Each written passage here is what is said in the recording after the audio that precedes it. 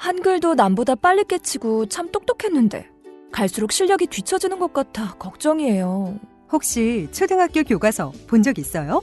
어려운 어휘가 너무 많아요. 학교에서는 어휘 개념을 하나하나 설명해 줄 시간이 정말 부족하잖아요. 그럼 어떡하죠? 내 아이의 어휘만큼은 내가 책임져야죠. 어휘 공부의 정성. 초등어휘 3천, 초등어휘 5천. 검색창에 초등어휘 3천을 쳐보세요. 자려고 누웠는데 저스툰 지루한 지하철에 저스툰 자려고 누웠는데 지루한 지하철에 클래스가 타는 재미 저스툰 클래스가 타는 재미 저스툰 웹툰 웹소설은 저스툰 클래스가 타는 재미 저스툰 다시 날씬해지고 싶어. 다이어트 해야 하는데 좀 간단한 방법 없을까? 1522-6648 1522-6648 혹은 비타샵을 검색해주세요.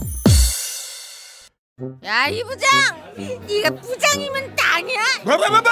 저 인간 저건 쟤 오늘도 술술 풀리고 안 먹고 회수 갔냐? 내일도 신체 상태로 출근하겠구만. 아유. 고려 생활건강 술술 풀리고 음주전 한포가 당신을 지켜드립니다. 특허받은 천연 유래 성분 숙취 해소제 술술 풀리고를 은하계 최저가로 딴지마켓에서 만나보세요.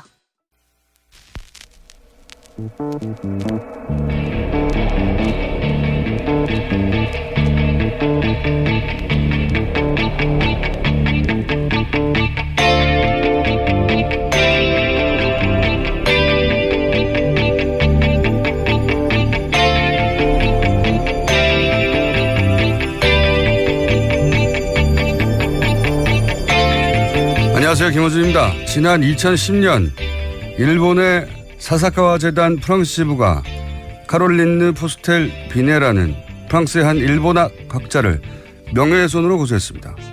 프랑스 일본 수교 150주년 학술 행사를 사사카와 재단이 후원했는데 프랑스 외무부가 공동 후원으로 참여하기로 하자 프랑스 학계는 A급 전범이 설립한 재단이 후원하는 행사에 정부가 참여하는 것에 반대 성명을 냈습니다.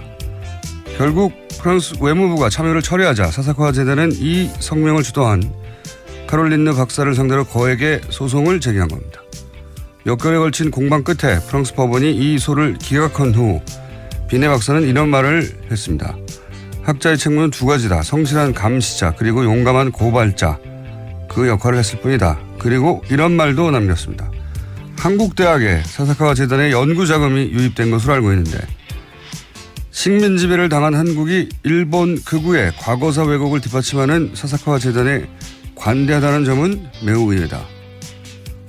그런 대학 중 하나가 연세대입니다. 그리고 당시 그 기금의 유럽 유입에 찬성했고 그 기금으로 설립한 아시아연구기금 재단의 사무총장을 역임한 사람이 지금 자유한국당 혁신위원장 유석준 교수입니다. 최근 유 교수가 극우이 아니냐 논쟁이 있습니다. 극우에 대해 유 교수는 2006년 이런 말을 남겼습니다. 극우는 테러하는 안중근 같은 사람이다. 유 교수가 극우이 아니냐 그에 대한 답이 되는 발언이죠. 김원준 생각이었습니다.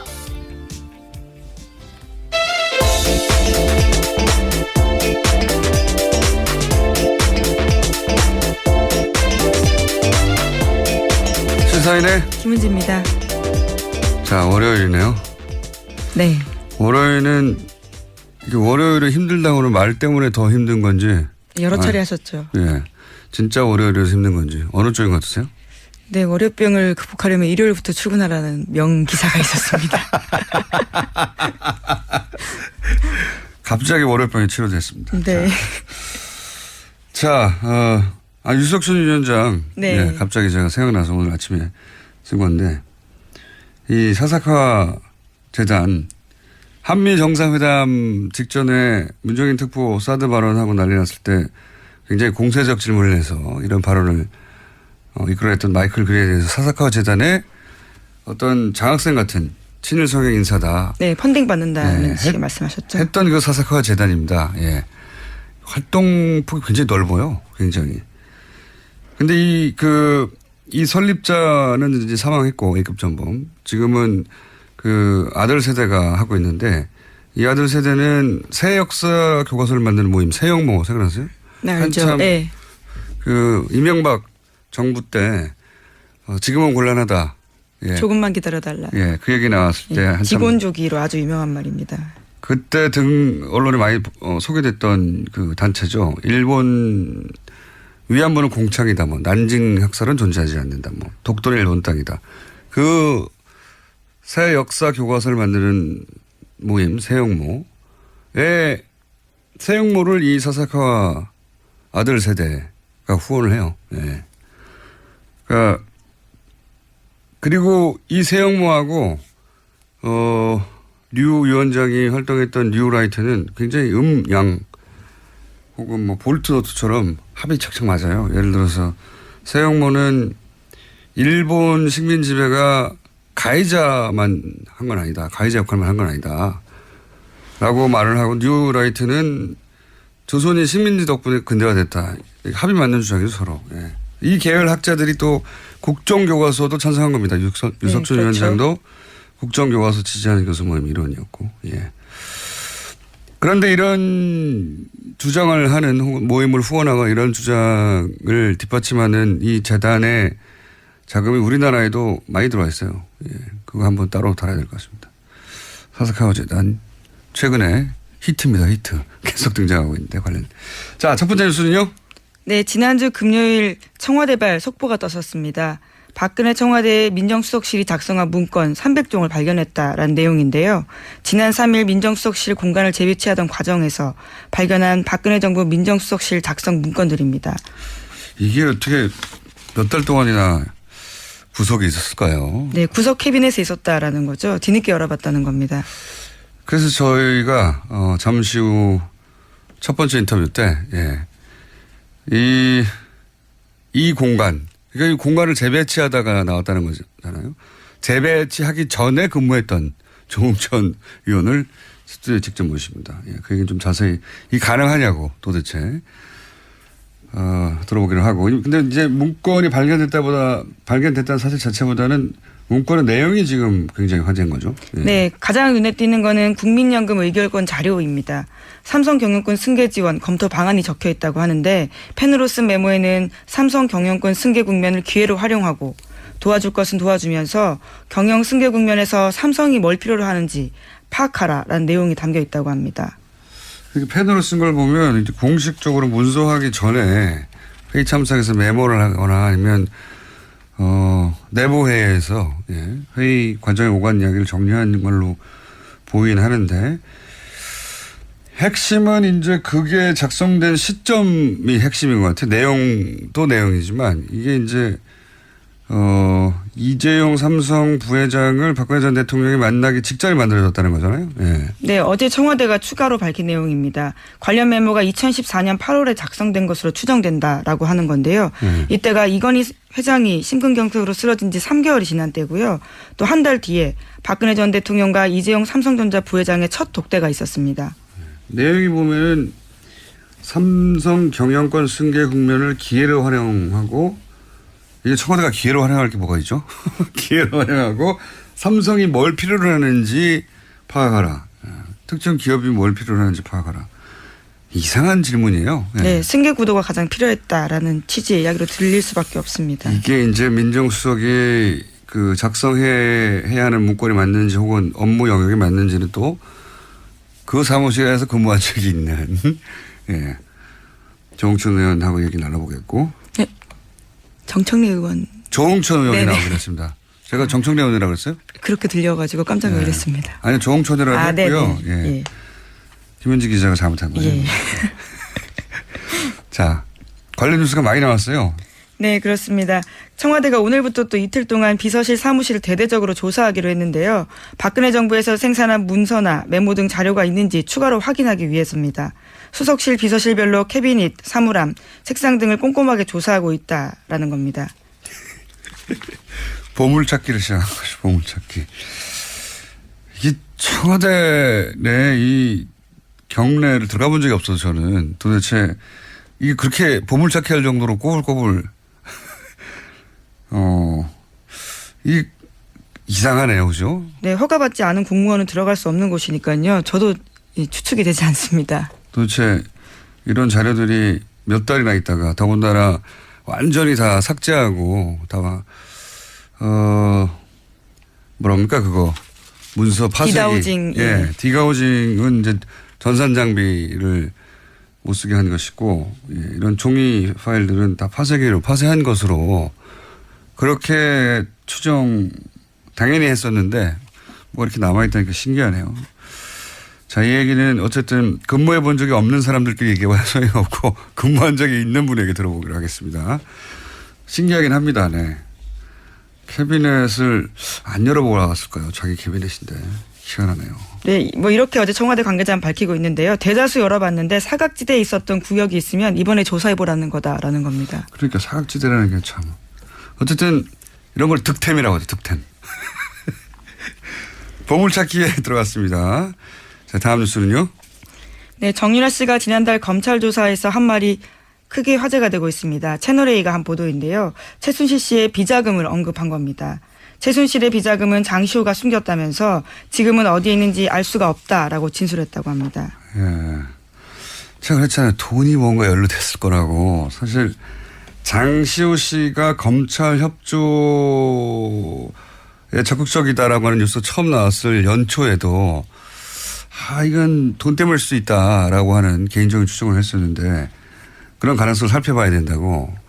그러니까 최순실 씨가 이제 맡긴 뭐 처리를 부탁한 어떤 자금을 최순실 씨가 오래 감옥에 있고 본인은 빨리 나가면 본인이 챙길 수 있지 않겠냐 하는 뭐 그런 가능성을 따져봐야 될 거라고 제가 얘기했었는데 지금 이게 이제 정유라 씨가 한 얘기잖아요. 네, 검찰에서 직접 한 진술입니다. 네, 정유라 씨가 엄마 비자금을 언니가 숨겼다라고 말한 거잖아요. 네, 사촌 언니가 숨겼다는 거죠. 저는 이렇게 된 것 같아요. 그러니까 장시호 씨가 정유라 씨에게 우리 세대는 박근혜 전 대통령에 충성할 이유가 뭐냐. 우리 먹고 살 길 찾아야 된다. 이런 얘기가 있었을 것이고 그러자 정유라 씨가 엄마 최순실에게 돈을 요구했을 가능성이 있죠. 이제 자식도 키워야 되고 돈을 달라. 그래서 변호인이 이제 살모사라고 엄마를 죽이는 뱀 이런 뜻이죠. 살모사라는 건. 실제로는 그렇지 않아요. 잘못된 지식인데 어쨌든. 그런데 이제 최순실 씨는 생각해 보니까 이게 장시호 씨하고 꿍짝이 있지 않겠냐. 그래서 이제 되치기를 하는 거죠. 무슨 소리냐. 그 돈은 장시호에게 가 있다 이미. 그러면 이제 장시호 씨하고 정유라 씨 사이를 벌리는 거죠. 예. 그래서 장시호 씨한테 가서 따지니까 장시호 씨 무슨 소리야 나는 없다. 예. 결국 검찰에서 관련된 네. 이야기를 한 장시호 거죠. 씨가 실제 네. 돈이 있던 혹은 뭐 돈이 있는 것을 알고 있든 모르든 당연히 없다고 했겠죠. 예. 그러자 이제 정유라 씨는 검찰에 가서 특검에 가서 꼬질른 거죠. 돈이 저기 있다는데요? 라고. 재밌습니다.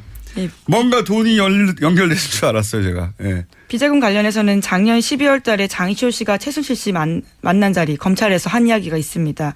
최순실 씨가 장시호 씨한테 삼성동 2층 집에 현금이 있으니까 가져가라라고 이야기했다는 거거든요. 이게 삼성동 2층이라는 게 박근혜 전 대통령이 있던 예, 사저를 의미하는 거로. 그 집 2층에 금고가 있는데 그 금고를 열어보면 평생 먹고 살 돈이 있다고 했거든요.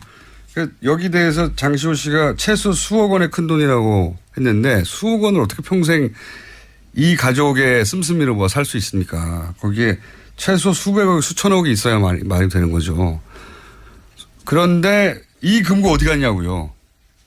이 금고는 어디 갔는지 지금 행방이 묘연해요. 예? 네. 삼성동 집은 압수수색도 하지 않았었고 지금은 이사가 있기 때문에요. 묘연한 게 맞습니다. 이사를 급히 간 이유는 바로 그거라고 봅니다. 저는. 이사 가는 핑계로 이 금고를 처리한 게 아닌가. 여하간 지금 이제 서로 머리를 쓰고 있는 거예요. 장시호 씨는 정유라 씨를 끌어들여서 그 돈을 추가로 어떻게 추가든 혹은 뭐 돈을 좀 챙겨볼까. 정유라 씨는 자기가 살기 위해서 엄마는 둘을 이간질하려고 그리고 정유라 씨는 장시호 씨한테 혹시 있을지 모르는 돈을 뺏으려고 이렇게 버뮤다 삼각지대 버금가는 지금 돈바다 삼각지대가 어디 갔죠, 근데 그 돈은? 예. 네, 물론 검찰에서 장시호 씨는 이를 부인하고 있습니다. 자신이 알았으면 진즉에 말했다면서 있으면 다 가져가도 좋다 이렇게 말했다고 합니다. 만약에 있다면 잘 숨겼다는 얘기고요. 예. 하지만 대질 조사는 거부했다고 합니다. 그러니까요. 장시호 씨, 정유라 씨 사이예요.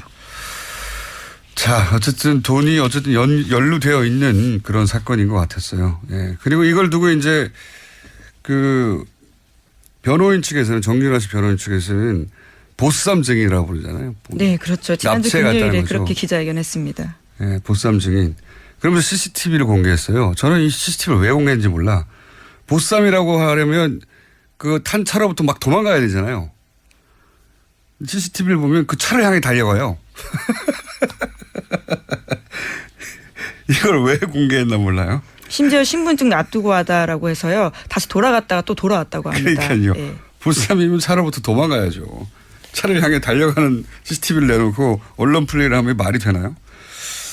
좀 이상합니다. 전부 다 변호인도 이상하고 CCTV를 왜 내놨는지. CCTV는 차를 향해 달려가거든요. 정유라 씨가 보쌈을 당하려고. 예. 화면상으로는 납치가 아니라 일종의 증인보호 요청을 한 걸로. 네, 실제로 본인이 요청했다고 합니다. 새벽에 연락해서요. CCTV를 삭제해야죠. 이건 검찰이 내놓을 CCTV죠. 자, 봐라, 우리를 향해 이렇게 달려왔다고. 아주 재밌습니다. 코미디가 크게 벌어지고 있다. 자, 다음 뉴스는요. 네, 박근혜 전 대통령이 지난주 금요일에 일주일 만에 법정에 나왔습니다. 발가락을 다쳤다라고 밝힌 바가 있는데 목발이나 휠체어는 이용하지 않았습니다. 대신에 샌들을 신었는데 수감 이후에 한결같이 신던 7cm 구두는 포기했습니다. 하여튼 이쪽 뉴스는 참 여러 가지로 웃깁니다. 화도 나고 웃기기도 하고.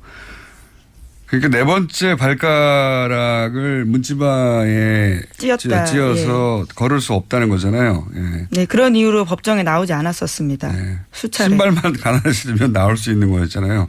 예. 이건 안 나온 진짜 이유는 이제 이재용 부회장 재판 관련해서 최대한 미루려고 하는 건데 어쨌든 아프실 예정이라고 하도 여러 군데서 얘기해서 다른 걸로 못 아프시고 게다가 그 안에 의무실이 있단 말이죠. 예. 마음대로 몸 많이 아플 수는 없잖아요. 자, 어쨌든 샌들만 갖고 신은 들이 나올 수 있었다는 얘기고요. 다음 뉴스는요. 네, 한국형 기동헬기 수리온이 부실덩어리 무기 체계라는 감사원 감사 결과가 나왔습니다. 한국 항공우주산업이 1조 3천억 원을 들여서 개발한 헬기입니다. 감사원은 특히 부실한 수리온을 실전 배치하는 과정에서 장명진 방위사업청장이 개입된 정황을 확인했습니다. 그래서 검찰에 수사를 의뢰했는데요. 장 청장은 박근혜 전 대통령의 서강대 동창생입니다. 그러니까요. 예.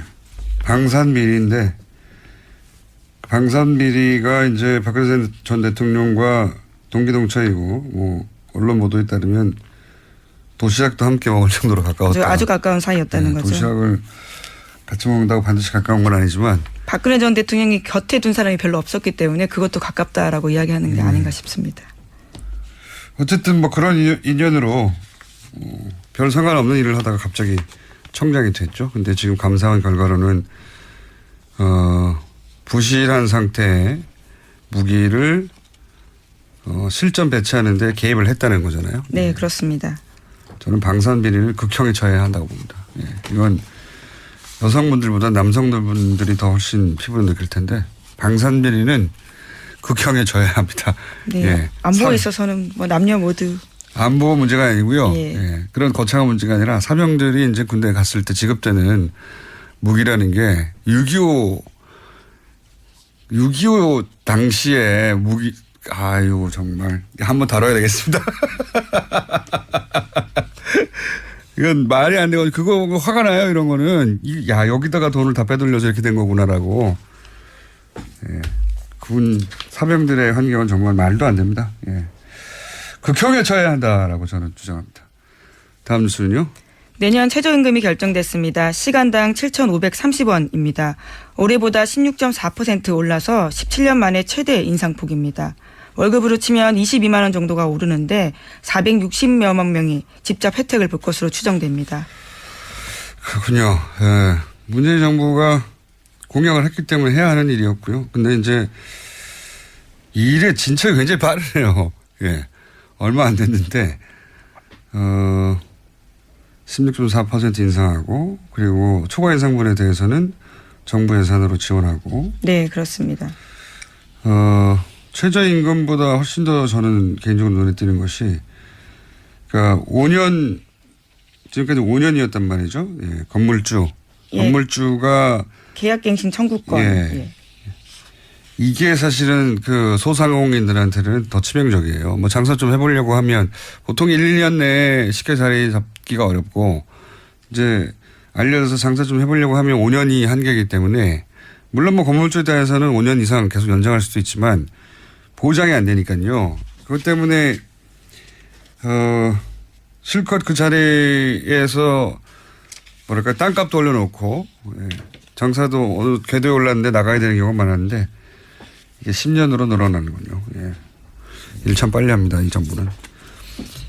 자, 다음 뉴스는요. 네, 예결위가 오늘도 소위를 개최한 뒤 내일 전체 회의를 의결을 거치고 추경안을 본회의에 상정할 계획입니다. 이건 뭐 어차피 될 거였기 때문에 예. 잠시 후에 저희가 어쨌든 이 문건 뭐라고 불러야 됩니까? 문건 발견 사건? 예. 문건 발견 사건. 득템이라고 말씀하셨죠. 득템, 예. 문건 득템 사건인데 이거에 대해서 저는 야당 공세도 좀 굉장히 재밌어요. 그 얘기만 하고 끝내죠. 예. 뭐냐면은 11일간 함구하다 발표했다. 이게 현재 공세의 포인트거든요. 네, 3일에 발견했다고 했기 예. 때문입니다. 3일에 발견했는데 14일에 발표했으니까 11일날 함구하다가 발표했다. 이건 뭐 조선일보도 이 타이틀로 11일간 함구하다 발표. 그리고 조선일보 제목과 자유한국당 논평이 똑같아요. 함구하다 갑작스럽게 공개한 것이 무슨 정치적 고려가 있는 게 아니냐. 저는 이게 참 뭐랄까요. 몹시 영리하지 않은 공세라고 보는 것이 물론 300건이 되니까 검토할 시간이 걸린다. 뭐 이렇게 정부에서는 대응했는데. 네, 그 사이 또 순방도 있었고요. 예. 인력이 부족했다는 겁니다. 그런데 이제 그 의심된다고 공격을 하려면 의심된다고 했을 때 뭐가 의심된다 이렇게 머리에 또 올라야 되잖아요. 11일간 11주나 11개월이 아니잖아요. 뭐가 의심되는 거지? 이게 안 떠오른단 말이죠. 안 떠오르면 이게 영리하지 않은 허공에다 때리는 공세예요. 더군다나 사실은 11일 걸려면 이재용 부회장 결심이 8월이에요. 8월 초. 그렇죠? 예, 그렇게 그러니까 되어 있습니다. 거기에 영향을 미치려고 너무 서둘러 발표한 거 아니냐. 이렇게 공세를 해야 되죠. 오히려 너무 빨리 공개했다고 비판을 해야 그나마 가게 쓰는데 지금은 어디다 때리는지 모르겠다 이거죠. 네. 네, 재판에 영향을 미치기 위해서다라는 광범위한 이야기를 하고 있습니다. 아니죠. 그러면은 11일간이나 함구하다 할 게 아니라 너무 빨리 예, 그렇죠. 급하게 8월 초에 영향을 미치려고 빨리 발표했다고 해야 되는데 검토도 안 끝내고 이게 앞뒤가 사마띠 아니하는. 어쨌든 한 달 가까이 지금 보수 매체가 이렇게 공세를 여러 가지로 취하는데 이렇게까지 영향이 없다는 것도 참 격세지감입니다. 예전에는 사설 하나 때문에 난리가 나고 그랬는데 영향이 없네요. 예. 여기까지 하겠습니다. 네, 시사인의 김은지였습니다. 감사합니다. 아무도 묻지도 따지지도 않고 가입하셨다고요? 보험은 너무 어려워요. 걱정 마십시오. 마이보험 체크가 도와드립니다. 1800-7917 마이보험 체크로 지금 전화 주세요. 1800-7917 이미 가입한 보험이나 신규 보험도 가장 좋은 조건을 체크해서 찾아드립니다. 인터넷 한글 주소 마이보험.com 또는 카카오톡에서 아이디 검색 마이보험을 친구 추가하여 상담하실 수 있습니다. 모닝똥? 제겐 사치였죠. 내가 토끼인지 토끼똥이 나인지. 내가 변을 본 것인지 변을 당한 것인지 나는 바나나이고 싶다. 간혹 구렁이이고도 싶다. 미궁 대장사랑! 빅똥의 추억 미궁 대장사랑이 찾아드립니다. 혈중 콜레스테롤 개선과 배변 활동에 도움을 주는 건강기능식품입니다. 검색창에 미궁 대장사랑. 미궁 장사랑 이름 바꿨어요. 프로바이오틱스 12종 추가. 미궁 대장사랑. 골반 잡자 바로 잡자 바디로직. 허리 통증 바로 잡자 바디로직. 2017년 쿨 썸머 바디로직 라이트 출시. 통기성이 좋아 땀 걱정 없이 한여름에도 쾌적하게. 입은 듯 안 입은 듯 가벼움의 신축성은 그대로. 자세가 좋아지는 골반 교정 타이즈 바디로직. 검색창에 골반 교정 바디로직. 라이트.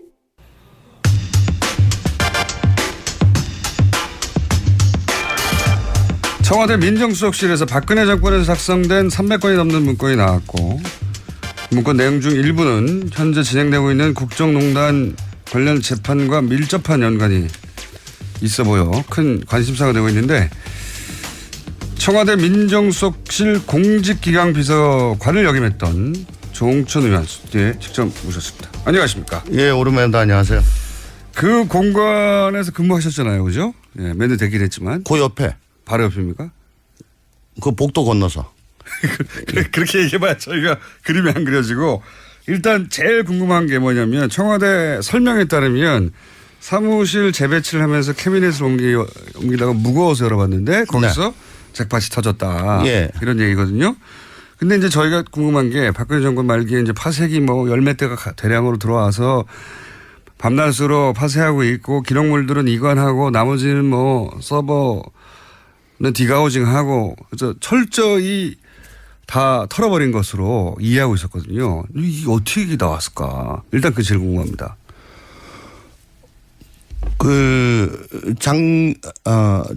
특검이 예. 압수수색 그때 들어가려고 그럴 때 어떤 예. 사람들은 아니 다 치웠을 건데 들어가지고 뭘 아무것도 그러니까요. 없을 거다. 그거 뭐라고 들어갔냐 그럴 때 저는 아니 낙곡이 있다. 낙곡이.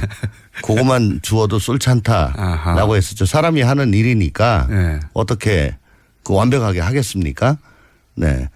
그리고 그 캐비넷만 다 열어봐도 네. 당연히 그 안에 문서들은 다 꺼내서 분쇄하면 될 텐데 그게 구조상 그렇지 않을 수도 있습니까? 어디 꼭꼭 숨겨져 있는 캐비넷 여기 발견된 문건의 작성 시점이 2014년 6월부터 2015년 6월이라고 보도가 된 것 같아요. 대략 1년 정도. 예. 예. 누군가 1년 정도 쓴 캐비넷인 거죠. 그러니까 예. 2015년 6월 이후에 예. 작성된 문건이 없었던 걸로 봐가지고는 2015년 6월까지만 누군가가 그 캐비넷을 사용을 했고 예. 그 이후에는 그 캐비넷을 사용하거나 관리한 사람이 없었다는 얘기로 뒤집을 수가 있겠죠. 그 사람이 보직이 변경됐거나 관뒀거나 뭐 자리가 이동됐거나. 예, 어쨌거나 그래서 이건 쓰지 않는 캐비넷으로 돼가지고 그 사무실 내에서도 저 뒤쪽으로 좀 밀려났을 거고. 그러니까 관심의 대상에서 멀어졌을 거고.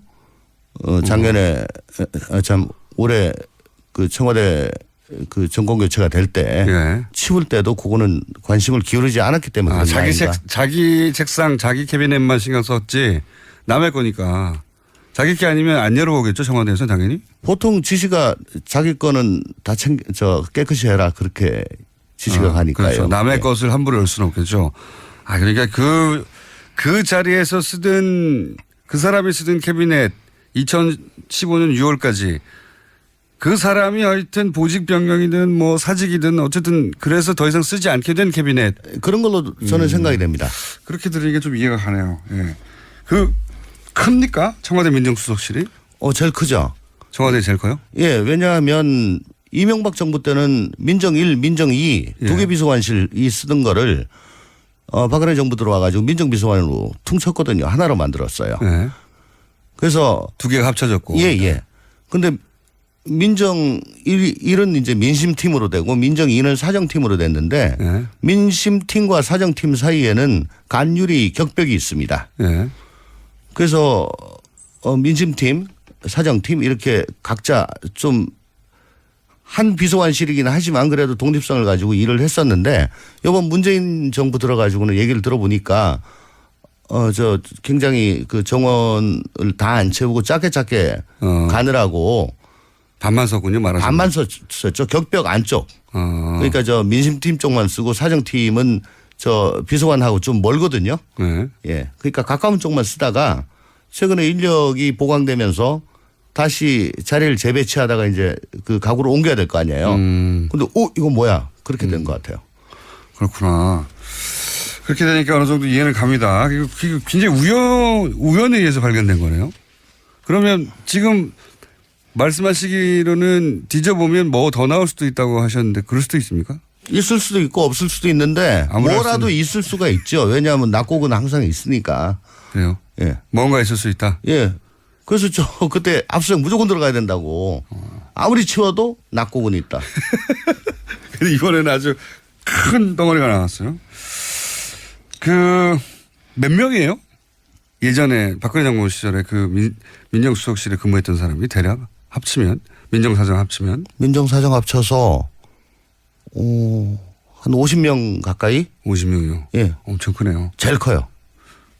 다른 예를 들어서 경제수석실 이 정도 되면 얼마납니까?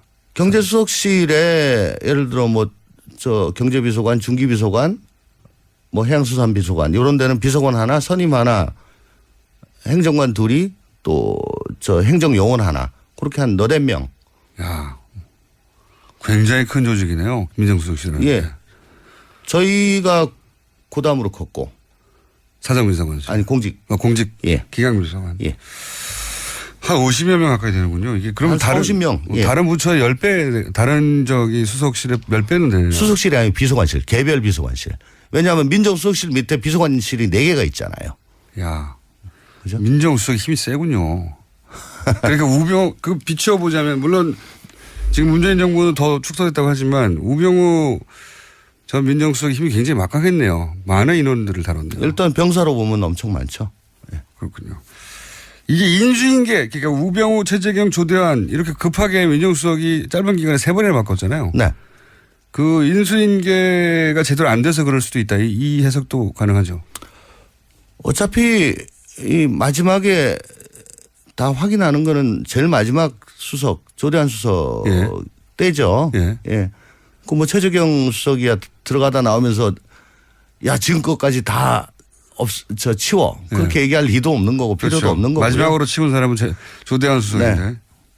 이제 우병우 수석은 자기하고 관련된 것만 개인적으로 어떻게 했을 거고. 직접 관련된 것만 치웠을 혹은 또 자기 친한 직원들한테는 따로 얘기를 해줬을 거고.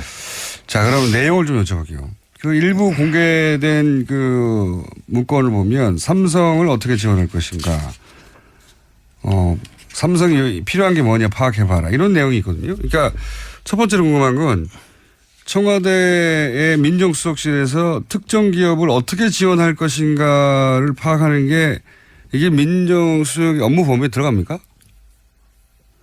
그건 경제수석실에서도 좀 하기가 힘든 일인 것 같습니다. 민정수석의 업무 범위는 아니지 않습니까? 그죠? 예, 아니죠. 네. 그러니까 특정 기업을 대한민국에서 제일 잘 나가는 기업인데 이미 그 잘 나가는 기업을 어떻게 지원할 것인가 라고 파악해 보라고 할 수도 있습니까? 청와대가? 그런 종류의 지시를 받거나 들어본 적이 있어요?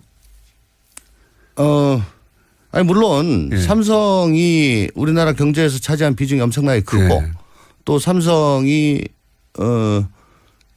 법적 제도적으로 좀 잘못된 게 있어가지고 애로사항이 많고 그로 인해서 국가 경제에 미치는 악영향이 크다라고 한다면 그건 할 수가 있겠죠. 그런데 제가 지금 문건을 제대로 보지 않은 상황에서 이게 단정드리기가 참 못합니다. 내용을 좀 봐야 되는데. 문건은 좀 일반론이에요. 보면 예를 들어서 삼성 경영권 승계에서 삼성이 뭘 필요로 하는지 파악해라. 이거는 삼성이 어려움을 겪고 있다기보다는 경영권을 승계하는데 삼성이 필요로 하는 게 뭔지 파악하라는 거잖아요. 사기업에. 그거는 좀 아니죠. 네, 이건 아니지 않습니까? 좀이 아니라 많이 아니지 않습니까? 그리고 이제 삼성의 과제 해결하는데 정부도 상당히 영향을 행사할 수 있는 부분이 있다. 이거는 이제 삼성 문제를 해결해 주는데 정부가 영향을 행사해서 해결해 줄 부분이 있다는 거잖아요. 네, 그게 국민연금 의결권이라든가. 그런 거죠. 그 다음에 금산분리. 네. 법을 좀 만들어준다든가. 법제도 그런 거죠. 이것도 민정이 파악할 내용의 업무 범위에 들어갑니까? 그게 국익과 직접 관련이 있다면. 국익과. 이게 삼성의 이익과만 관련이 있다면요. 만약에 그렇다면 그거는 좀 아니죠. 그건 아닌 것이고. 이게 이런 내용들이거든요. 한마디로 하면 삼성이 이제 아버지가 쓰러지고 아들에게 이 경영권을 넘겨야 되는데 그 과정에서 문제가 있을 수 있는데 그걸 정부가 도와주고 그리고 정부도 얻을 게 있으면 얻고. 근데 사기업으로부터 정부가 얻을 수 있으면 얻고 이게 말이 되냐 이거죠. 세금을 많이 내게 해라 이런 동안. 어쨌거나 지난 탄핵 과정에서 우리 국민들께서 보신 게 그 권력을 오용하는 거죠. 그래서 이익은 사유화하고 손실은 사회화하는. 그렇죠. 그렇죠. 예. 그런 사례를 보면서 이게 나라냐라고 했지 않습니까? 그게 뭐 굳이 권력뿐만 아니고 기득권 집단들이 거의 그런 행태를 보이고 있기 때문에 뭐 많이 붕괴하고 이게 나라냐라고 하면서 바꿔보자라고 했는 건데 뭐 이 정도로 가름할게요. 민정수석실을 그러니까 저희가 궁금한 건 이런 거죠. 민정수석실의 고유 업무 범위가 맞느냐. 그런데 이게 특정 기업을 위하는 거라면 업무 범위는 아니다라고 말씀하시는 것이고. 그러니까 인텐션이 뭐냐. 특정 기업이라도 인텐션이 뭐 하려고 알아보는 국가 경제 국익. 예. 뭐 그런 거라면 몰라도 또 이게 창조 경제하고 직접 관련이 있으면 모르겠습니다. 그게 아니라 이게 이제 결국은 말을 지원받고 최순실한테 돈을 지원받고 이런 걸로 연결되는 거라면 당연히 말이 안 되는 건데. 그건 뭐 우리 공장장 같은 분은 그렇게 항상 색안경을 끼고 보는 거죠. 색안경. 그래도 저 문건을 보지 않고 단정 짓는 거는 위험합니다. 하여튼 그런 정황은 있으나 이게 그렇게 단정 지을 수 있는 문건인지 아닌지는 좀 봐야 된다 직접. 예, 근데 이 내용이 지금 자필 메모에서 나왔다는 거고 자필 메모란 건 이제 필체란 게 있을 거고요. 그러면 누가 작성했는지 저 다른 그 프로세스 워드 프로세스를 작성한 것보다 훨씬 더 쉬울 거 아니에요? 그렇죠. 예. 자기 필체가 있으니까. 예. 그리고 이런 일을 시켰을 때는 아무리 50명이나 하더라도 시킬 만한 사람이 딱 있잖아요. 그렇죠? 에이스가 있죠. 에이스가 있죠. 예. 그리고 의원님 머릿속에 떠오르는 사람도 있는 거 아닙니까? 안 알려줘. 하여튼 이런 라인을 탔겠구나 하는 떠오르는 라인에 있는 거죠. 그림은 그려집니다. 그러시군요. 예. 누군지 말할 수 없고. 안 알려줍니다. 그건 검찰이 알아서 합니다. 예. 검찰에는 알려주실 생각은 있으시고. 물어보면요. 방송을 들으시면 연락을 바로 주십시오. 이 사람이나 하는 짐작가는 그림이 있다. 뭐 딱 한 사람이라기보다. 예. 요쪽이겠구나 하는. 뭐 선발 투수도 1, 2, 3선발 원투펀치 있잖아요. 그렇죠. 그렇죠. 예. 한 2, 3발까지 생각나십니까? 한 3. 3발까지 생각하시는구나. 그렇겠죠.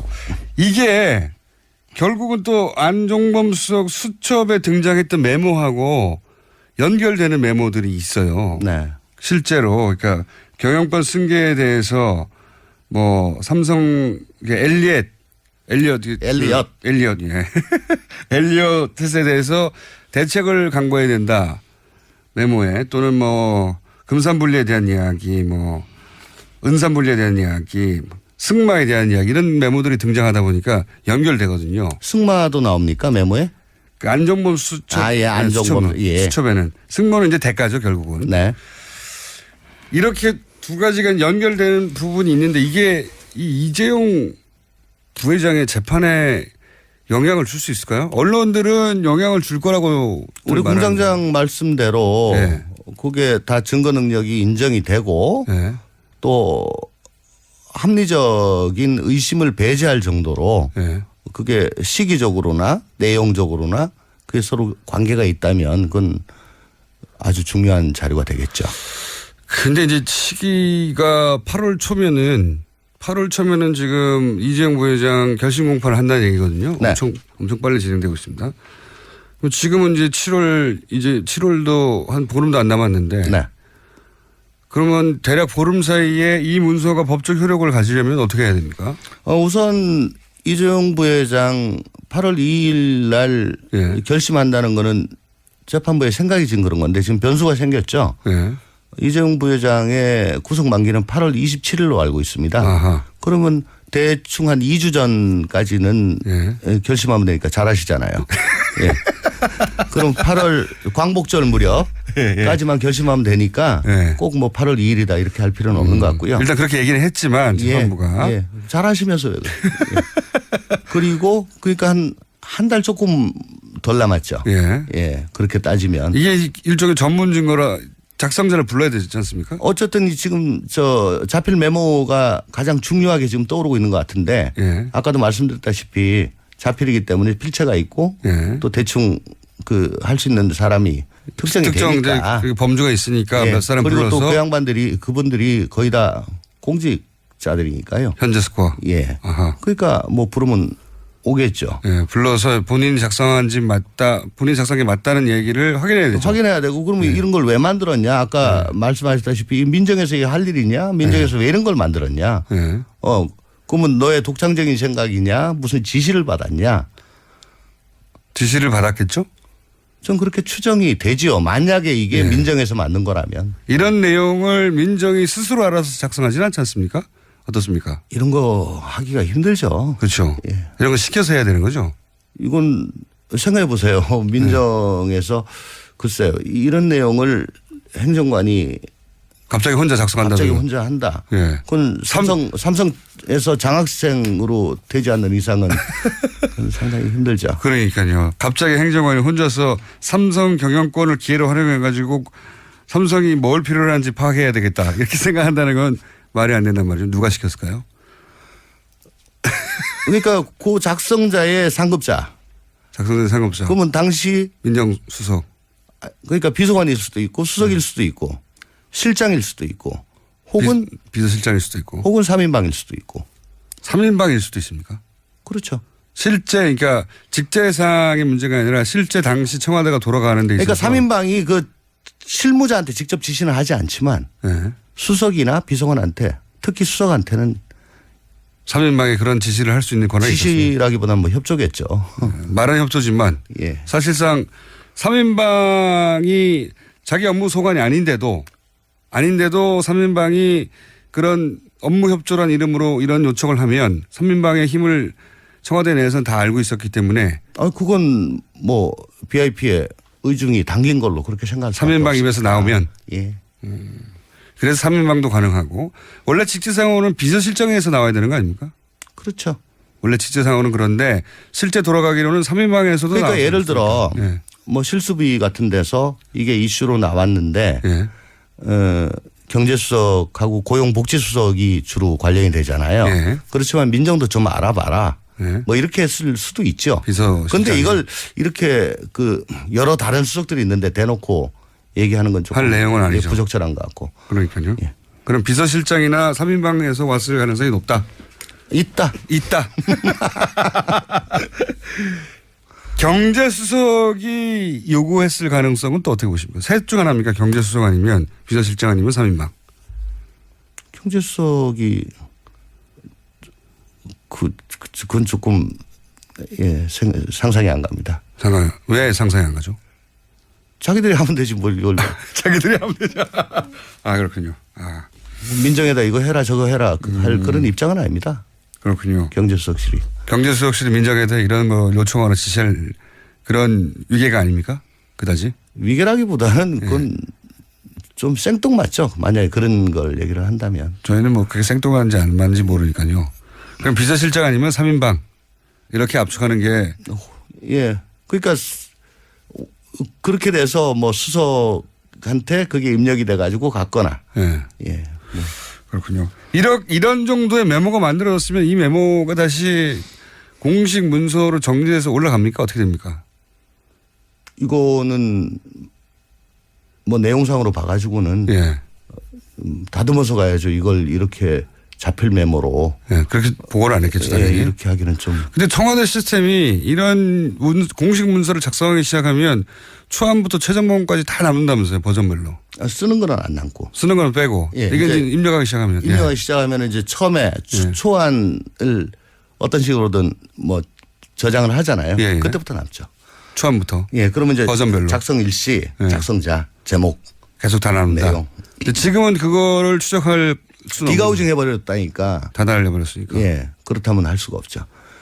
이 종이로 쏜 문서는 대통령 기록물이 아닌 거죠? 지금 야당에서는 이제 대통령 기록물법의 위반 아니냐. 제가 지금 대통령 기록물법 위반으로 재판을 받고 있는 현직 피고인이기 때문에. 잘 아실 거 아닙니까? 아주. 아니,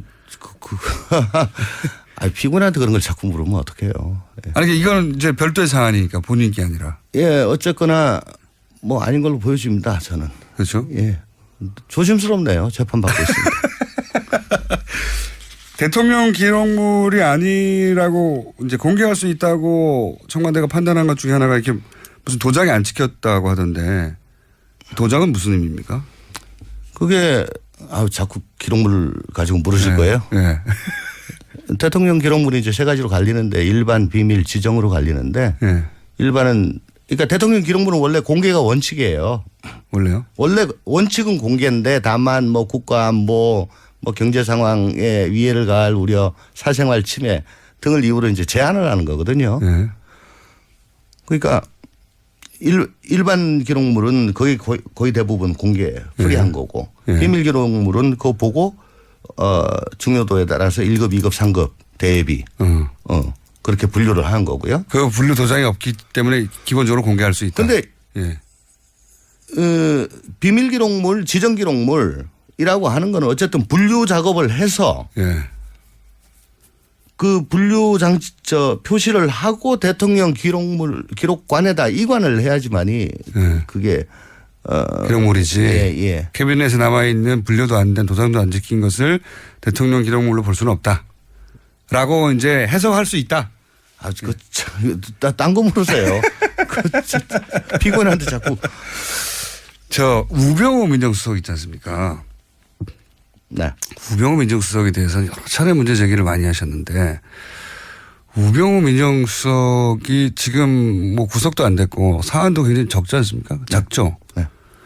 이 지금 걸려 있는 사안이 유죄가 된다 한들 받을 수 있는 처벌은 어느 정도입니까? 뭐 가정을 전제로 해서 답변 등은 적절치 않고 그동안에 제가 계속 한 거는 어쨌거나 그저 윤곽근 수사팀장 그때 처음 시작됐을 때 원칙은 가택하고 휴대폰 압수수색을 해야 되거든요. 당연히 해야 되겠죠. 그러면 여기에 다 나와요.